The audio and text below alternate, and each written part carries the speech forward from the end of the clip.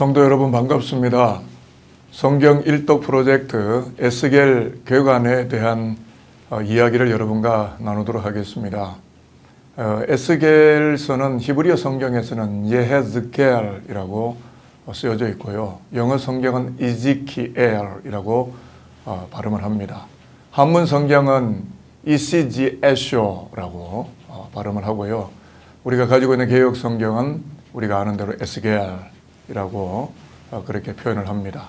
에스겔의 저자는 부시의 아들 제사장 에스겔 자신이죠.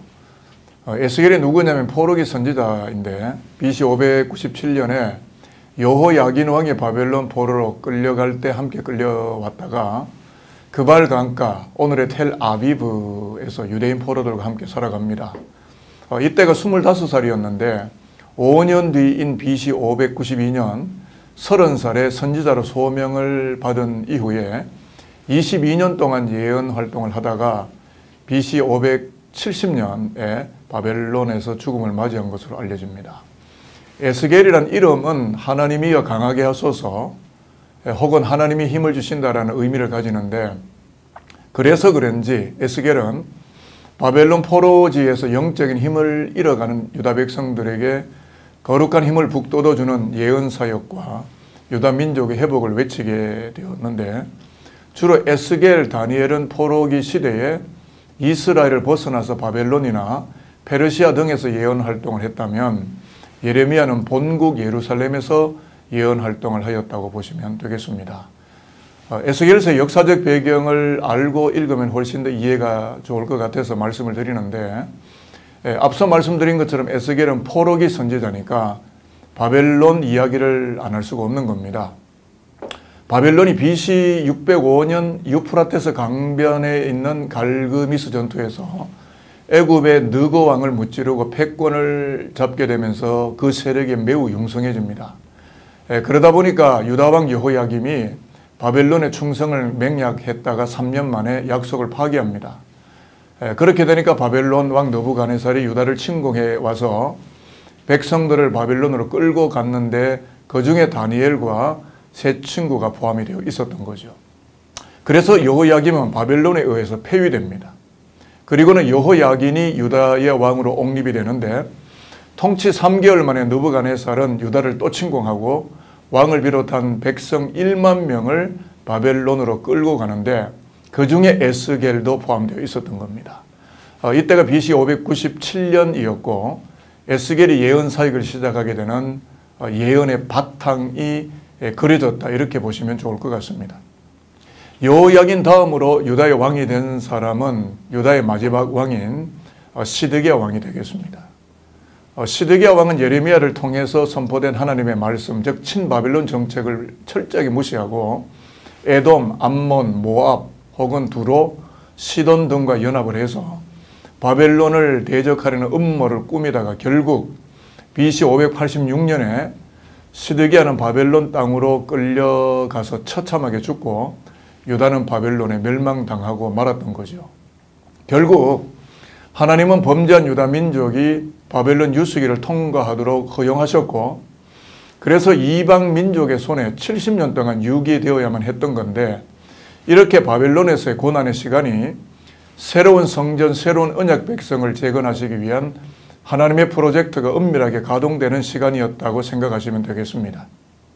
바로 그 은밀한 프로젝트가 포로기 선지자 에스겔의 눈에 보여진 건데, 우리가 아는 것처럼 마른 뼈들이 서로 들어맞아서 큰 군대를 이루는 환상이라든지, 사해 및 아라바 바다가 생명의 바다가 되는 환상이라든지, 예루살렘 성전이 새롭게 수축되고 회복돼서 하나님이 임재해 계시는 환상 등을 통해서 그발 강가, 즉 텔아비브에 있는 유다 민족을 재건축하시려는 회복과 구원의 전류가 에스겔 선지자를 통하여 바벨론 땅을 흘러 적시고 있었다, 이렇게 보시면 되겠습니다.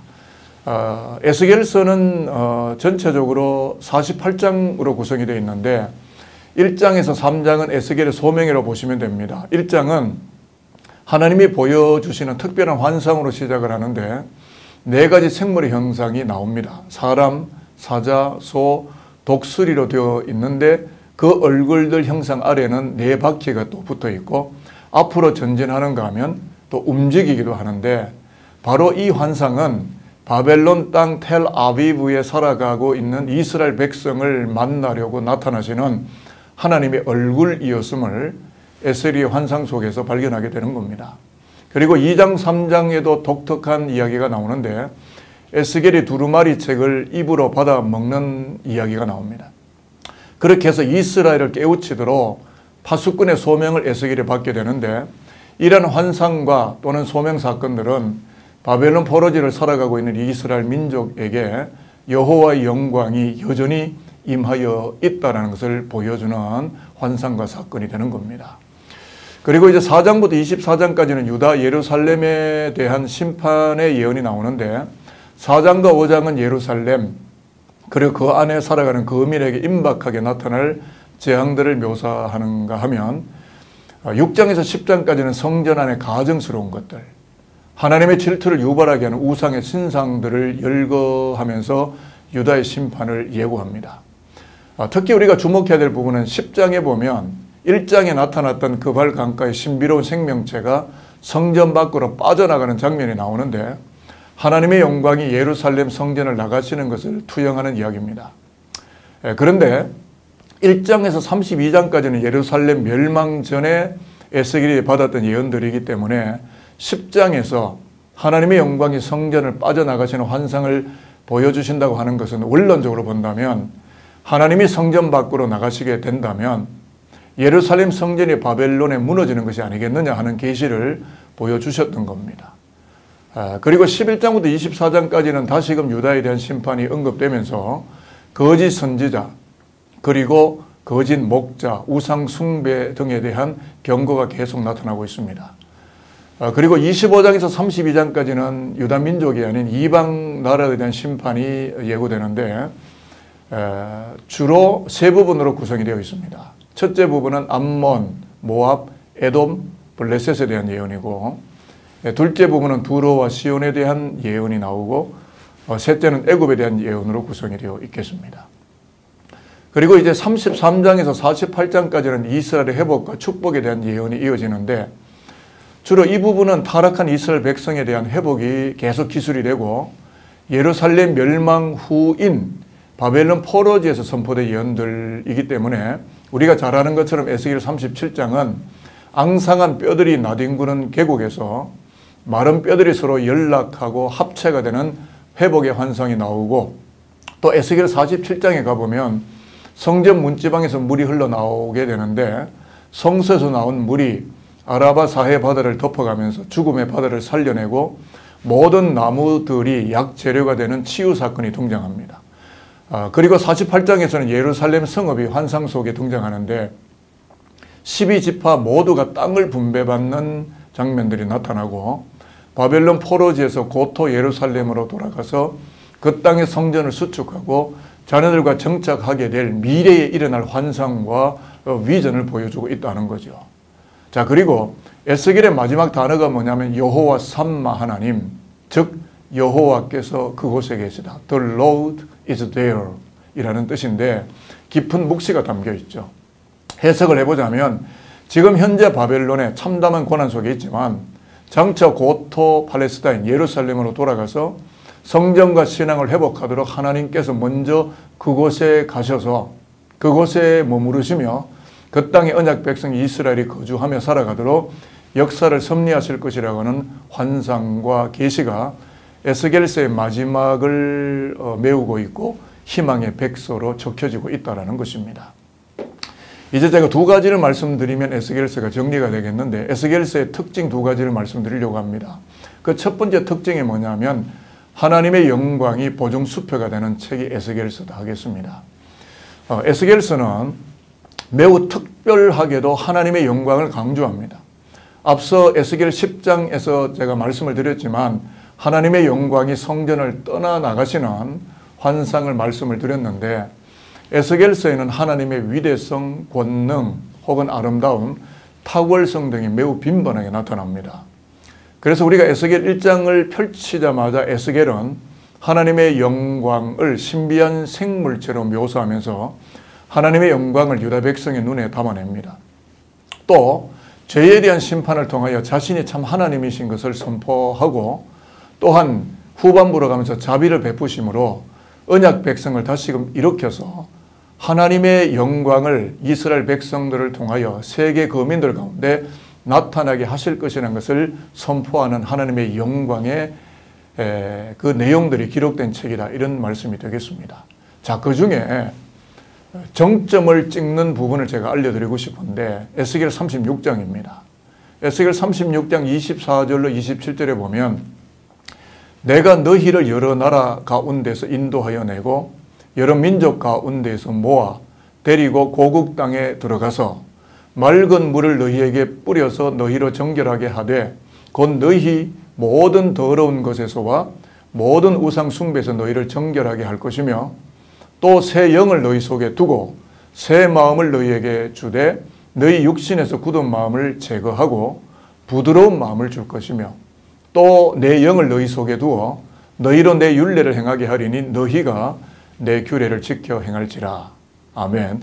이렇게 신탁이 선포되고 있는데 하나님이 친히 개입하셔야 회복과 구원이 온다라는 것이고, 그래서 하나님이 새 영과 새 마음을 유다 민족 속에, 그 가슴 속에, 그 심령 속에, 그 영혼 속에 불어넣어 주심으로써 우상 숭배를 처단하고 척결해가고 하나님의 율례와 규례를 지켜 행하는 제사장의 민족으로 세계 역사 가운데 높이 세우시겠다라고 하는 약속을 보증하시고 있기 때문에 에스겔서의 첫 번째 특징은 하나님의 영광이 보증이 되는 책이다 하겠습니다.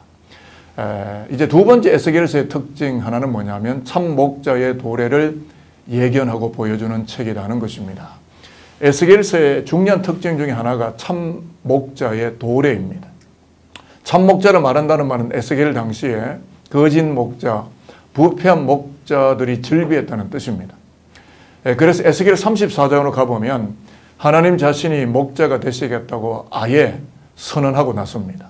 34장 5절 6절에 보시면 이렇게 이야기가 나옵니다. 목자가 없으므로 그것들이 흩어지고 흩어져서 모든 들짐승의 밥이 되었도다.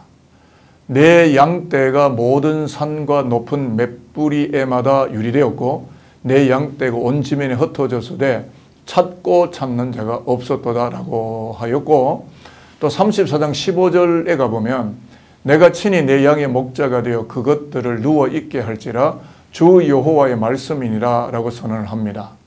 자, 이러한 신탁이 나타나고 있다는 것은 이스라엘이 바벨론으로 흩어지고 들짐승의 밥이 될 정도로 처참하게 된 것은 참 목자가 없었기 때문이라는 건데, 목자 노릇을 해야 될 왕들, 제사장들, 선지자들이 정치 파동에 휩쓸려서 하나님의 양무리들인 유다 백성들을 잘 돌보지 못하였기 때문임을 매우 무섭게 지적하시는 말씀입니다. 자, 그래서 하나님은 특단의 조치를 취하시게 되는데 하나님 자신이 친히 목자가 되셔서 양들이 편히 누워서 쉼을 얻고 평안을 누리시도록 역사 속에 들어오시겠다라는 언약을 체결하시는 겁니다.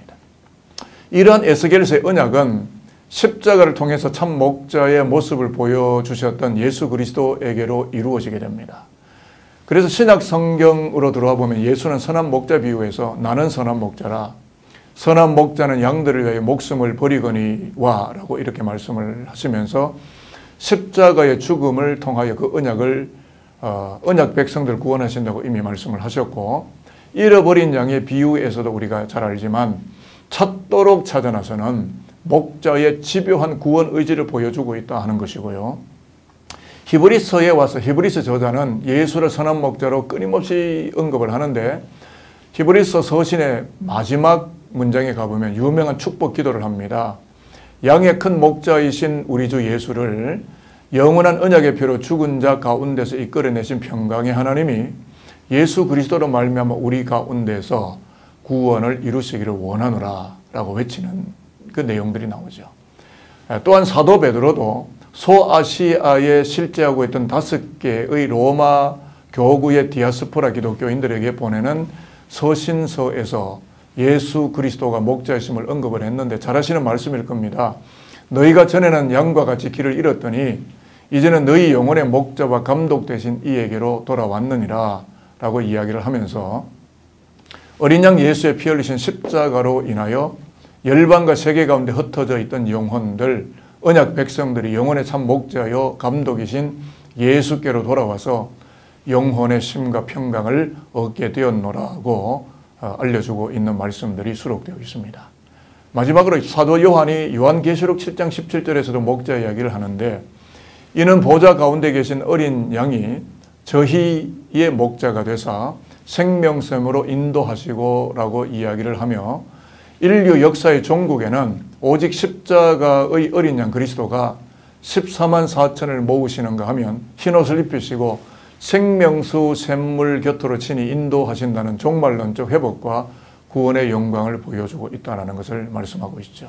자, 그러므로 에스겔은 BC 6세기 포로기 선지자로 예언 활동을 한 것이 아니라 장차 완성될 하나님의 나라를 이루기 위해서 참 목자이신 예수와 그 아버지 하나님이 친히 임하셔서 언약 백성들을 불러 모으시고 영원한 천국에 평안하게 거주하도록 역사의 길과 걸음을 친히 인도하시겠다는 환상과 비전을 구약 시대로부터 외쳤던 선지자였음을 우리에게 보여주는 것입니다.